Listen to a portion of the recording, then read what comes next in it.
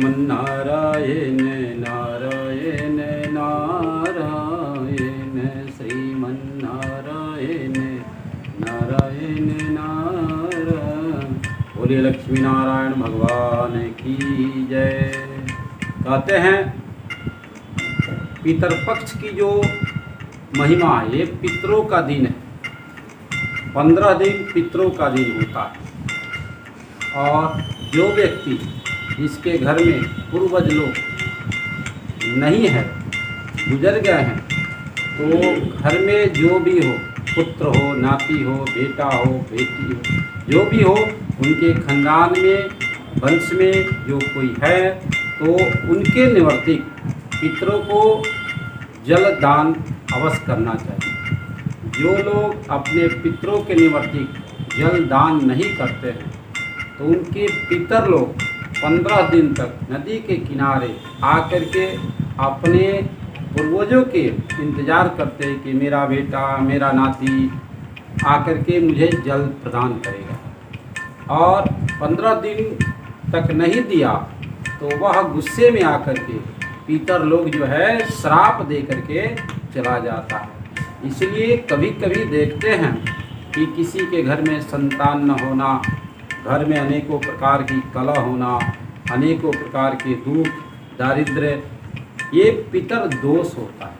तो पितर दोष जिसके घर में हो जाता है, तो उसके घर में संतान की कमी होने लगती है, संतान नहीं होते हैं, या धन धान की कमी होने लगता है। माता पिता गुजर गए हैं, माता पिता का आशीर्वाद नहीं लगता है। इसलिए पितरों के निवर्तिक जल दान अवश्य करना चाहिए। 15 दिन के जिसकी तिथि पता न हो, अगर तिथि पता है तो तिथि में ही जाकर के उस तिथि को ब्राह्मण को निमंत्रण दे, भद्र हो जाए और जाकर के जल दान नदी के किनारे अवश्य करना चाहिए। जिसके पितर लोग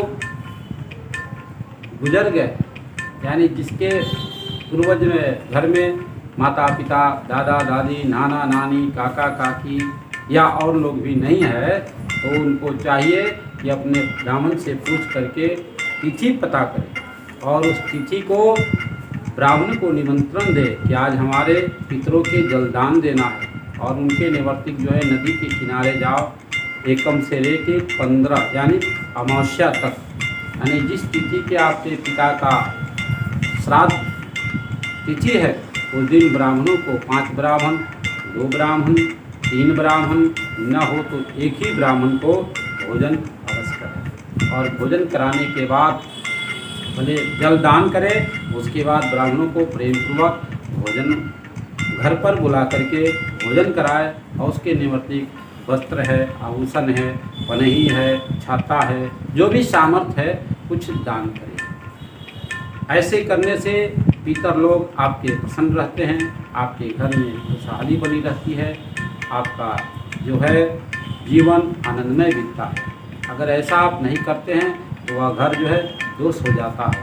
और कभी कभी देखने को मिलता है ऐसे घरों में जो है अनेकों प्रकार के लोग रोगग्रस्त हो जाते हैं, धन का आवक बंद हो जाता है, धन आता है ठहरता भी नहीं है, तो ऐसे में पितरों का दोष लगता है। ऐसे भी जो व्यक्ति अकाल मौत मरते हैं, तो अकाल मौत मरने वाले प्रेत योनि में चले जाते हैं, तो उनके भी उद्धार करने के लिए यह विधि विधान है, विधि विधान जो है उसके लिए बना गया है। चलो करें।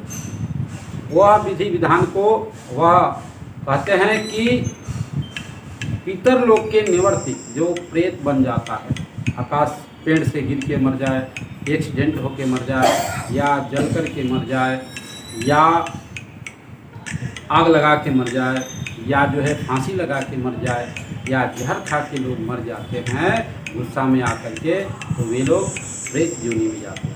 कभी भी गुस्सा में आकर के आप जहर न खावे, आप फांसी न लगावे, ऐसे करने से वह प्रेत योनि में जाता है।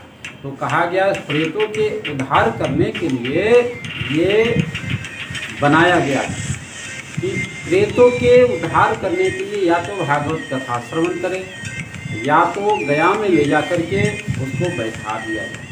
तो गया में अगर बैठा दिया जाता है तो वह जीव का उद्धार हो जाता है, और नहीं तो उसके निवर्तित भागवत कथा कर दिया जाए तो फिर उस जीव का उद्धार हो जाता है। ऐसे में एक दृष्टांत आता है धुंधकारी। धुंधकारी और गोकर्ण जी महाराज दोनों भाई हैं। धुंधकारी जो है बहुत बड़ा खल है, पापी है, पापिष्ट है, उसका कर्म ही पापमय होता है। वह जीवन भर जो है पाप ही पाप करता है और मरने के बाद जो है वह नरक में जाता है, यानी प्रेत बनता है। और प्रेत बनने के बाद जो है उसे कहीं भी शरण नहीं मिलता है। अंत में गोकर्ण जी महाराज आकर के उनका उद्धार करते हैं। पहले तो गोकर्ण जी महाराज बोले कि देखो मैं तुम्हारे लिए गया में श्राद्ध कर दिया हूँ। बोले धुंधकारी ने कहा कि भाई अगर आप गया में मेरे निवर्तिक श्राद्ध कर दिए हैं तो एक बार कौन कहे सतेनापि गया श्राद्धम, 100 बार भी अगर गया में श्राद्ध कर देंगे तो मैं इतना पापी हूँ कि मेरा पाप समाप्त नहीं हो सकता है, इसलिए कोई और उपाय है। तब उन्होंने भोन भास्कर से आदेश प्राप्त करके उसके निवर्तित भागवत कथा करते हैं और उस भागवत कथा करके उनका उद्धार करते हैं। तो जो भी जीव का उद्धार न हो तो आप ये पितरपक्ष जो है, पितरपक्ष के समय में जलदान करके और अपने पितरों को खुश करने के लिए आप जो है सेवा प्रदान करें, ब्राह्मणों को भोजन कराएं। इससे जो आपके पितर लोग प्रसन्न होते हैं, आनंदित होते हैं और आपका भी जीवन मंगलमय होता है और उसके आशीर्वाद से आपको भी खुशहाली प्राप्त होती है। इसलिए पितरों के निवर्तित जो है अवश्य जलदान, पिंडदान अवश्य किया करें और विशेष बने तो गया में जा करके उनको बैठाया जाए और बैठा करके उनकी आशीर्वाद को प्राप्त किया जाए। ऐसे करने से जीवन खुशहाल और आनंदमय होता है, नहीं करने से वो जीवन दुखीमय हो जाता है। इसलिए पितर पक्षों में जल प्रदान अवश्य करें। अपनी खुशहाली चाहते हैं तो पक्ष के समय में जल प्रदान अवश्य करें। जय श्री राम, जय